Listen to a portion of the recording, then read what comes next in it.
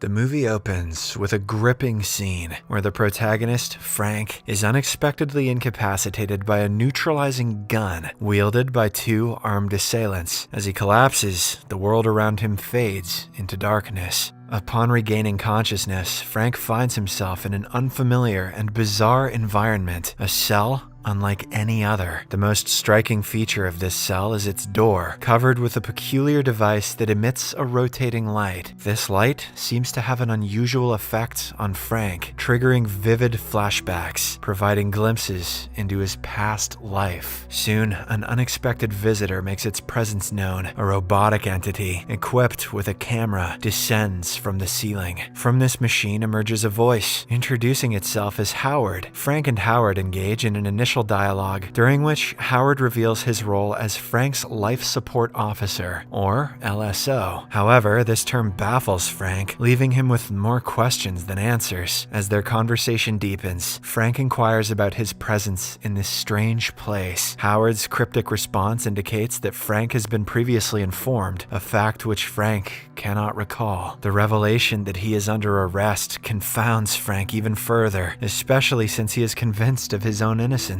Howard's role is singular and clear: to ensure Frank's survival. However, he makes it clear that Frank's rights, such as access to a phone call or legal representation, are not within the scope of his programming. This stark reality is a tough pill for Frank to swallow. As Frank grapples with his new and unsettling circumstances, fragments of his past life start to resurface in his mind. He vividly remembers waking up in his own apartment, a normal yet now distant memory, where the morning news would play in the background. A sudden and distressing realization hits him. He left his dog alone in his apartment. In a desperate attempt, Frank pleads with Howard to allow him a phone call to ensure his dog's safety, but Howard's refusal, citing program limitations and the fact that dogs can't answer the phone, exacerbates Frank's frustration. An attempt to physically lash out at the bot results in Howard retreating and leaving Frank in the darkness. The following morning brings a sense of normalcy as Howard reappears and Frank requests water. It's during this interaction that Frank makes an embarrassing yet critical discovery. His cell contains a bathroom, a fact he realizes too late, having already relieved himself on the floor. Upon using the bathroom, Frank experiences a strange occurrence. The door locks behind him and he hears an unnerving mechanical noise. Emerging from the bathroom, he is astonished to find the cell in an immaculately clean state. As the narrative progresses, Frank's experiences within the confines of his cell intermingle with vivid flashbacks, adding layers of complexity to his situation. One such flashback transports Frank to a cozy coffee shop. During these moments, Frank is seen eating soup, a normal act that prompts him to question Howard about the experience of taste. However, Howard, lacking human senses, is unable to provide any insight. This interaction leads Frank to an important realization: Howard is not a human, but a sophisticated computer. The flashback at the coffee shop continues to unfold, revealing a lighthearted interaction between Frank and Gabby, a barista with a love for photography. Gabby's playful attempt to guess Frank's name, ending in a surprising moment where she successfully does so while holding his hands, adds a touch of normalcy and human connection to Frank's otherwise isolated existence. However, this serene memory is abruptly opposed with scenes of Frank's desperate attempts to escape his high-tech prison. The narrative then cuts back to a crucial moment in the coffee shop, this time with Frank reacting angrily to Gabby's touch. In an emotional turn, Frank confides in Howard, sharing a deeply personal story about his father, who spent 4 years on life support. This experience, Frank reveals, robbed his father of a peaceful end, leaving him to suffer in a prolonged state of existence. Howard, in response to Frank's vulnerability, admits to discovering a problem in the system. According to this data, Frank was supposedly transferred from the same location he was originally sent, a scenario that Howard deems impossible. This revelation leads to a proposed plan. Frank must damage Howard to trigger a repair request. In an act of desperation, Frank strikes Howard, activating an alert system. The chamber's response is swift and severe. A gas is released, rendering Frank unconscious. After regaining consciousness, he finds himself in a new form of confinement, a narrow tunnel where he is tightly strapped down and in excruciating pain. The storyline deepens as Frank becomes increasingly entangled in a web of confusion and mystery. The flashback in the coffee shop serves as a critical piece of this puzzle. Frank, struggling to make sense of his bizarre circumstances, turns to Gabby, the barista, for answers. However, Gabby is as puzzled as Frank is, unable to offer any clarity to his bewildering situation. In an effort to find some normalcy, Frank assists Gabby with closing the coffee shop. This seemingly routine task leads to a startling discovery: a control box connected to a scanning device. Frank's interaction with this device triggers a revelation. He realizes that the machine has mistakenly identified him as someone else, providing a false identification number. But before he can act on this information, he is abruptly neutralized and rendered powerless once again. Back in his cell, Frank recounts his flashback to Howard. He explains the mix-up with the identification number, but Howard, programmed to trust the technology, dismisses the possibility of such a significant error, especially with biometric scanners. Undeterred, Frank insists that understanding the mistaken identity is crucial to unraveling the mystery of his situation. He then immerses himself in his memories, seeking answers. In his recollection, Frank's day unfolds as usual until he witnesses a distant explosion while on his way to the coffee shop. Emerging from his memory, Frank finds himself back in the chamber. Outside, he hears the distant echoes of explosions, hinting at turmoil in the outside world. In a turn of events, Frank hears banging noises and calls out through a vent. He discovers that his neighbor in captivity is Fletcher, the leader of the Alliance. The Alliance is a group determined to dismantle the ISN, a corrupt government organization accused of human rights violations. Fletcher, mistakenly believing that his forces have succeeded in disrupting the ISN's power supply, rejoices. Together, Frank and Fletcher attempt to escape, but their efforts prove unsuccessful. Fletcher, aware of the manipulative tactics of the ISN, shares a critical strategy with Frank. He advises Frank to deliberately alter a detail in a specific memory. This act, Fletcher explains, confuses the system monitoring them. By doing so, Frank can essentially hide information within his own memories, outsmarting the technology designed to manipulate him. As the story progresses, the harsh reality of their situation becomes more apparent. Fletcher, losing hope of rescue, confronts the grim possibility of an endless captivity. In a moment of despair, he decides to take control of his fate by contemplating taking his own life. Despite Frank's attempts to intervene, Fletcher's tragic action sets off the alarm system, plunging Frank into unconsciousness once again. Upon awakening, Frank finds himself back in the chamber, now fully operational, with Howard present. Frantically, he calls out for Fletcher, only to be met with silence. When he demands Howard check on Fletcher, he is met with a startling revelation.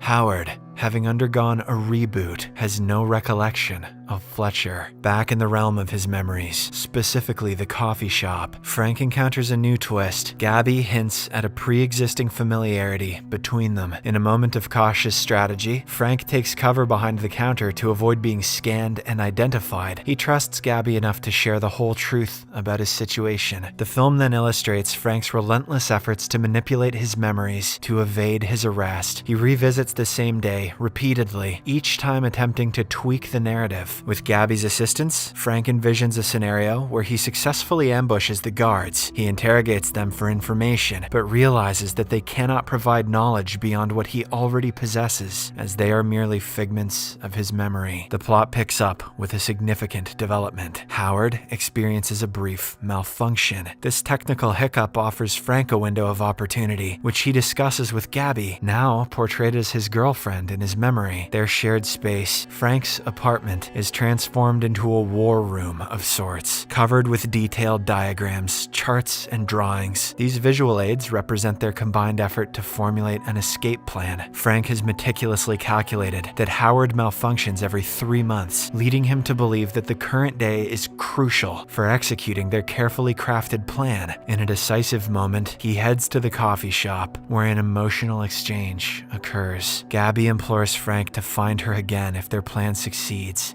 Demonstrating a blend of bravery and strategy, Frank allows himself to be arrested by the guards, playing into the hands of fate. Upon regaining consciousness in his cell, Frank wears his uniform with purpose and requests Howard open the bathroom door. In a bold move, he blinds Howard, triggering the alarm system. He strategically covers his face and takes refuge in the bathroom. When a security robot arrives, Frank skillfully disables it using a pipe from the bathroom door. His escape leads him to a tunnel, and he ascends a ladder, emerging into what appears to be a barren landscape. Continuing his journey, Frank encounters a series of wind turbines and eventually stumbles upon a gas station. There, a startling revelation hits him. The photographs of Gabby on the wall indicate that he is still trapped within his own memory, confined in his cell with Howard. The next morning brings a desperate ultimatum from Frank to Howard. He declares his refusal to eat or drink, highlighting the inevitability of his death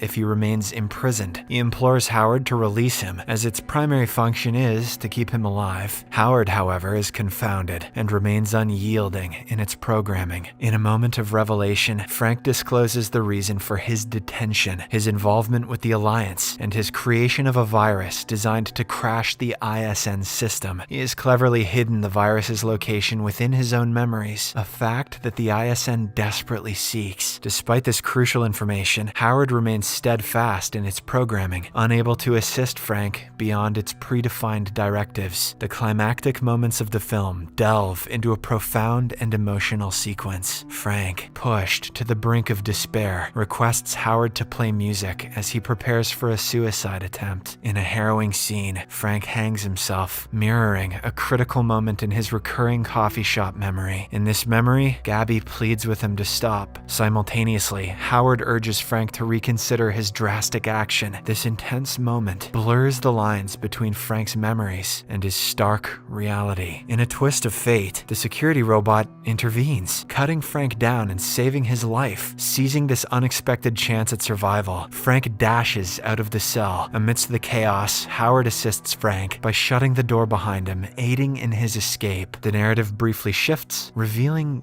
Gabby in a similar cell, hinting at a deeper connection between their fates. Frank then encounters a control panel with malfunctioning screens. Through the speaker system, Howard continues to communicate with them. Soon, Frank shuts down Howard, acknowledging that it has fulfilled its mission of keeping him alive. The film takes Frank through another escape attempt, this time leading him to a snow-covered landscape. As he descends a mountain in the freezing cold, Frank reaches the exact scene captured in one of Gabby's photographs. He initially fears that he's still trapped within his memory, but to his relief, this reality is genuine. He is eventually rescued by a group of hitchhikers. Subsequent news reports reveal a stunning truth. Frank is the only survivor of an abandoned ISN detainment center, powered by wind turbines and designed to sustain over 300 prisoners. Moreover, the reports confirm the downfall of the ISN. In a full circle moment, Frank returns to the coffee shop, approaching a wall covered with photographs. We learn the final resting place of the virus Frank created, hidden behind one of the frames. In a symbolic gesture of closure, Frank discards the key, throwing it away. When he meets a woman that he believes to be Gabby, she introduces herself as Madeline and playfully tries to guess his name, echoing their earlier interactions. As the movie draws to a close, a glimpse of Howard attached to the ceiling suggests a deeper, perhaps unresolved layer to the story.